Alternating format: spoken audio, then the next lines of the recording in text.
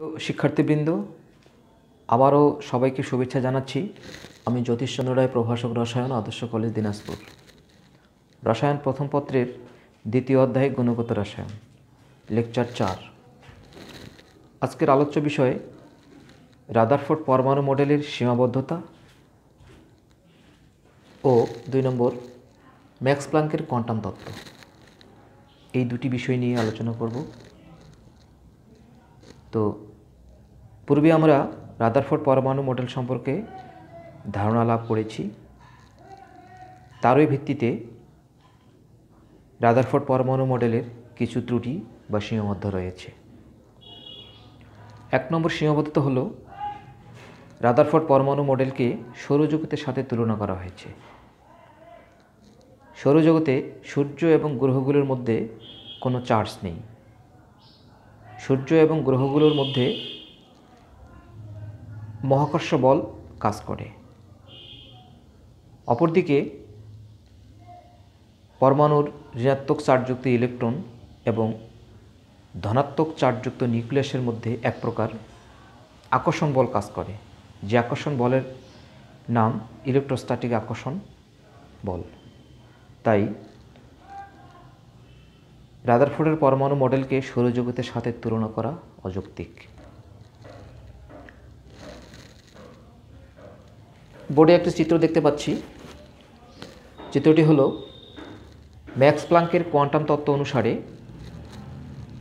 ঋণাত্মক চার্জযুক্ত ইলেকট্রন যখন বৃত্তাকার পথে আবর্তন করে, ফলে এই বৃত্তাকার পথের আকার ক্রমাগত হ্রাস পাবে। ফলে একসময় ইলেকট্রন নিউক্লিয়াসে পতিত হবে। ফলে পরমাণুর অস্তিত্ব বিনষ্ট হবে। বহু ইলেকট্রন বিশিষ্ট পরমাণুতে ইলেকট্রনগুলো কিভাবে নিউক্লিয়াসকে পরিভ্রমণ করবে সে সম্পর্কে রাদারফোর্ড কোনো ধারণা প্রদান করেননি, এবং ঘূর্ণনরত ইলেকট্রনসমূহ তাদের কক্ষপথের আকার আকৃতি সম্পর্কেও কোনো ধারণা প্রদান করেননি। পরমাণু যখন ইলেকট্রন শক্তি শোষণ করে নিম্ন শক্তি স্তর হতে উচ্চ শক্তি স্তরে গমন করে, আবার শক্তি ছেড়ে দিয়ে উচ্চ শক্তি স্তর হতে নিম্ন শক্তি স্তরে ফিরে আসে, তখন এক প্রকার বর্ণালী সৃষ্টি হয়। এই বর্ণালী সম্পর্কেও বিজ্ঞানী রাদারফোর্ড কোনো ধারণা প্রদান করতে পারেননি। এগুলোই হলো রাদারফোর্ড পরমাণু মডেলের সীমাবদ্ধতা। তো এবার আমরা বিস্তারিত আলোচনা করব। 1 নম্বর সীমাবদ্ধতা হলো যে বিজ্ঞানী রাদারফোর্ড তার পরমাণু মডেলকে সৌরজগতের সাথে তুলনা করেছে।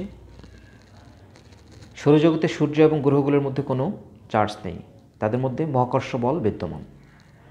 কিন্তু পরমাণুতে ইলেকট্রন ঋণাত্মক চার্জযুক্ত এবং নিউক্লিয়াস ধনাত্মক চার্জযুক্ত হওয়ায় এদের মধ্যে এক প্রকার আকর্ষণ বল কাজ করে, যে আকর্ষণ বলের নাম ইলেকট্রোস্ট্যাটিক আকর্ষণ বল। ফলে রাদারফোর্ড পরমাণু মডেলকে সৌরজগতের সাথে তুলনা করা অযৌক্তিক। সীমাবদ্ধতা 1। রাদারফোর্ডের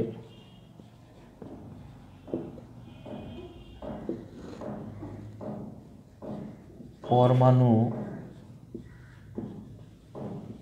মডেলকে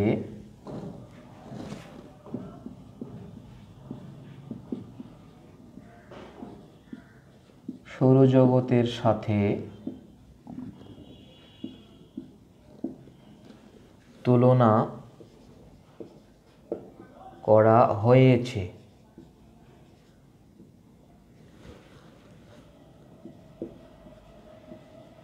সূর্য এবং গ্রহগুলোর মধ্যে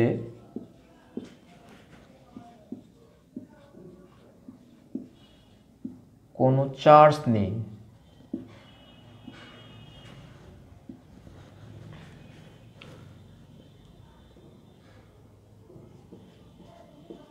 সূর্য ও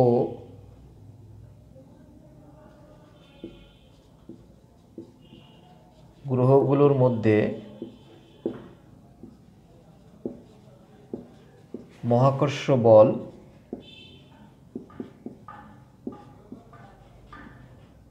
বিদ্যমান, কিন্তু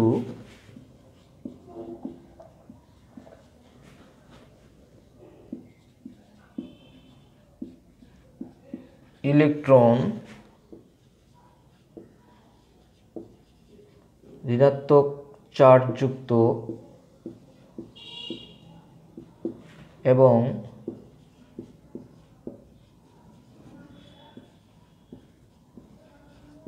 নিউক্লিয়াস ধনাত্মক চার্জযুক্ত হওয়ায়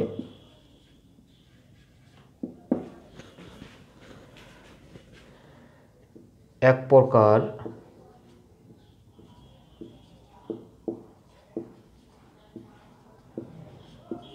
আকর্ষণ বল কাজ করে। এই আকর্ষণ বলের নাম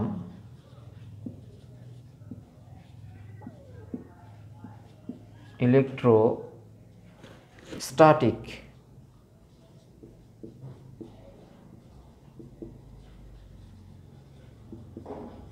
আকর্ষণ বল। এজন্য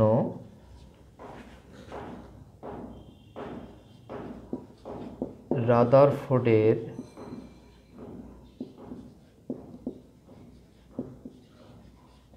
পরমাণু মডেলকে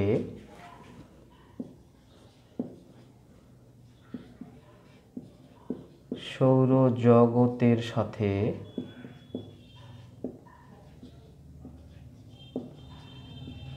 তুলনা করা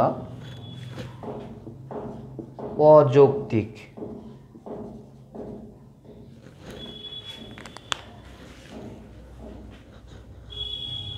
এবার 2 নম্বর স্বীকার্য। ম্যাক্স প্ল্যাঙ্কের কোয়ান্টাম তত্ত্ব অনুসারে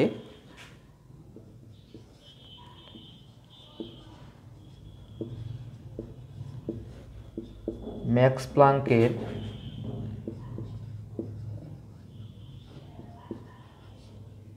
কোয়ান্টাম তত্ত্ব অনুসারে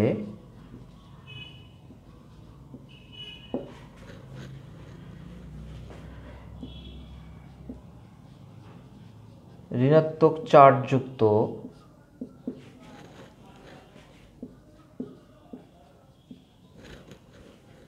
ইলেকট্রন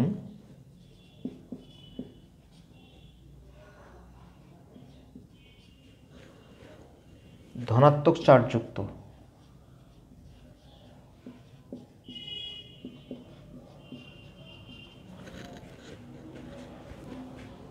নিউক্লিয়াসকে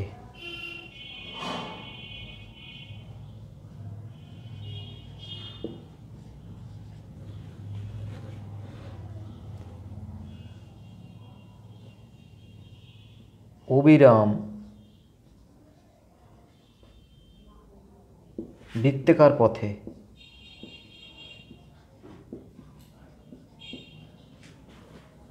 আবর্তন করলে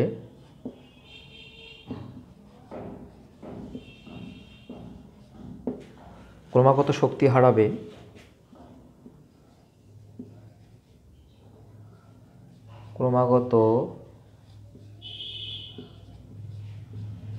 হারাবে, এবং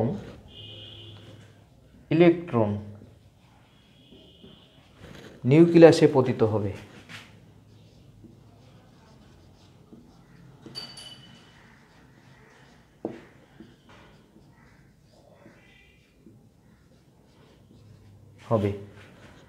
ফলে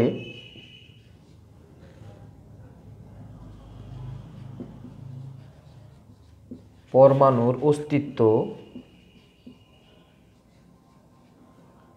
বিনষ্ট হবে।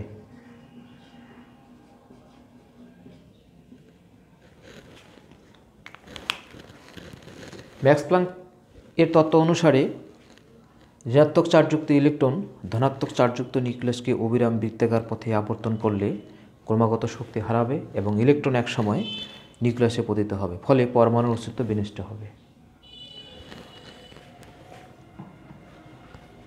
3 নম্বর সীমাবদ্ধতা হলো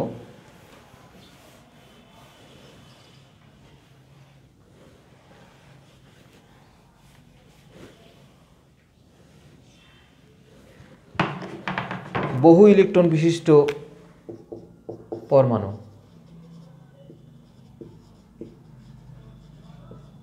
বহু ইলেকট্রন বিশিষ্ট পরমাণুতে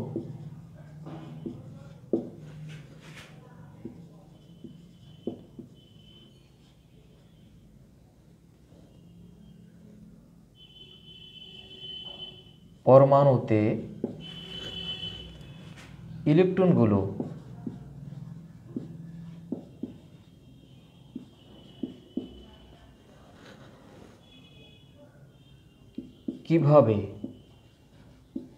নিউক্লিয়াসকে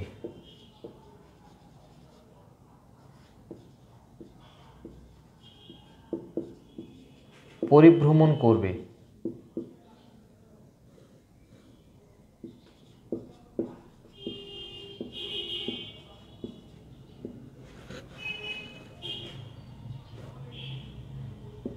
সম্পর্কে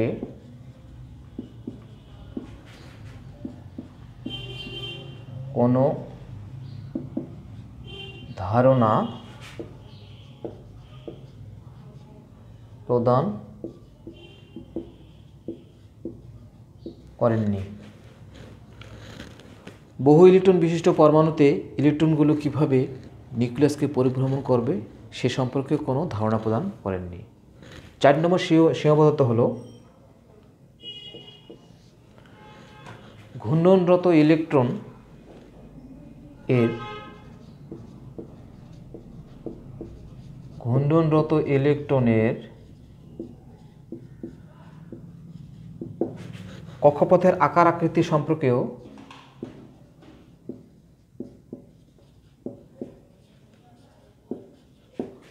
আকার আকৃতি সম্পর্কেও কোনো ধারণা দেয়নি।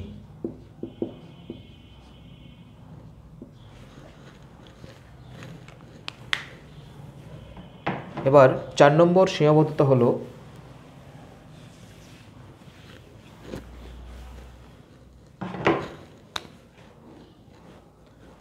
এবার 5 নম্বর সীমাবদ্ধতা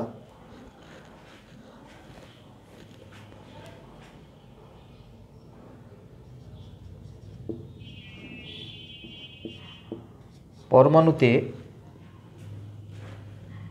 এক প্রকার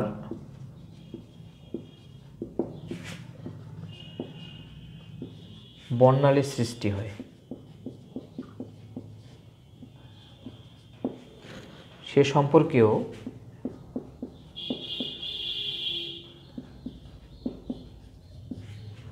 বিজ্ঞানী রাদারফোর্ড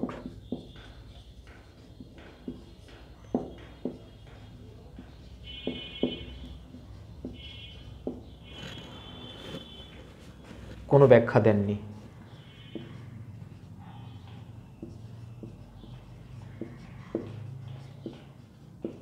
ব্যাখ্যা প্রদান করেননি। তো প্রিয় শিক্ষার্থীবৃন্দ, এই হলো রাদারফোর্ড পরমাণু মডেলের 5টি সীমাবদ্ধতা। এবার দ্বিতীয় বিষয় ম্যাক্স প্ল্যাঙ্কের কোয়ান্টাম তত্ত্ব।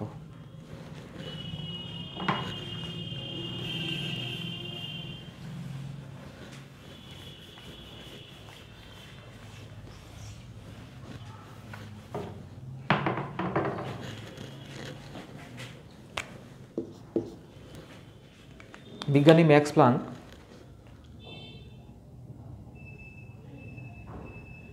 আলোকে নিরবিচ্ছিন্নভাবে নয় বরং বিচ্ছিন্নভাবে নির্দিষ্ট ক্ষুদ্র ক্ষুদ্র শক্তির প্যাকেট হিসাবে বিকিরিত হয়। বিজ্ঞানী ম্যাক্স প্লাঙ্ক কী বলেছে? বিজ্ঞানী ম্যাক্স প্লাঙ্কের মতে আলোক নিরবিচ্ছিন্ন নয়, বরং বিচ্ছিন্নভাবে অতি ক্ষুদ্র ক্ষুদ্র নির্দিষ্ট কণার প্যাকেট হিসাবে বিকিরিত হয়। বিজ্ঞানী আইনস্টাইন এই ক্ষুদ্র ক্ষুদ্র কণার প্যাকেটকে নাম দেন ফোটন। তাহলে এই ক্ষুদ্র ক্ষুদ্র যে প্যাকেট হিসাবে বিকিরিত হয়, এই বিকিরিত প্যাকেটকেই বিজ্ঞানী আইনস্টাইন নাম দেন ফোটন। ফোটনের শক্তি ই তার বিকিরিত কম্পাঙ্কের সমানুপাতিক, অর্থাৎ ই ইকুয়াল টু নিউ। এটি হলো ম্যাক্স প্লাঙ্কের কোয়ান্টাম তত্ত্ব। তো ম্যাক্স প্লাঙ্কের কোয়ান্টাম তত্ত্বটি হলো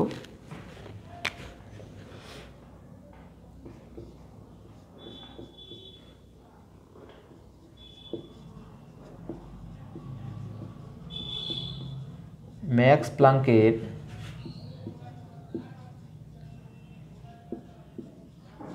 কোয়ান্টাম তত্ত্ব অনুসারে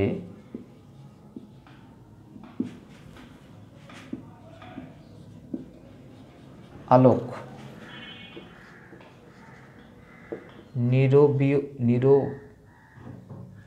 নিরবিচ্ছিন্ন নয়, বরং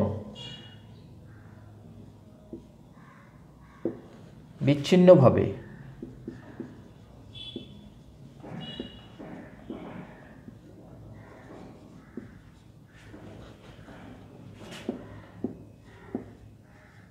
অতি ক্ষুদ্র ক্ষুদ্র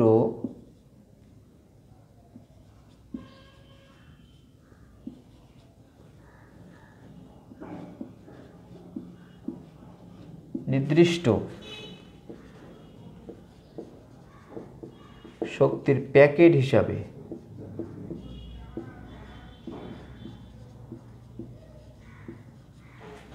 বিকিরিত হয়।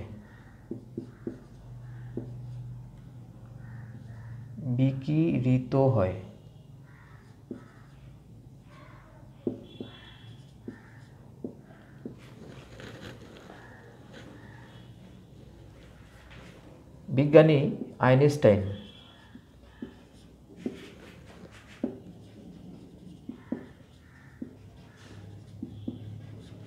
আইনস্টাইন এই বিকিরিত কণার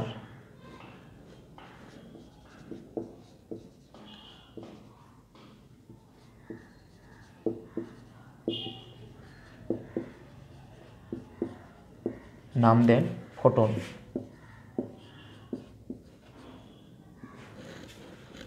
এই বিকিরিত কণার নাম দেন ফোটন।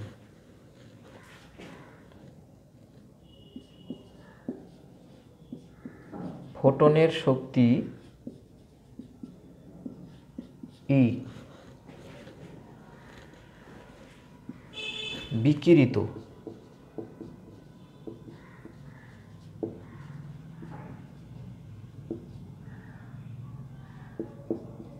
কম্পাঙ্কের সমানুপাতিক, অর্থাৎ ই সমানুপাতিক নিউ। গাণিতিকভাবে এটাকে আমরা ই সমান এস নিউ। এখানে হলো এইচ হলো প্লাঙ্কের ধ্রুবক, এইচ সমান প্লাঙ্কের ধ্রুবক, যার মান 6.626 ইন্টু 10 পাওয়ার -34 জুল সেক। এটা হলো এসআই এককে। আরেকটি একক হলো 6.626 ইন্টু 10 পাওয়ার -27 আর্ক সেক। নিউ হলো বিকিরিত কম্পাঙ্ক।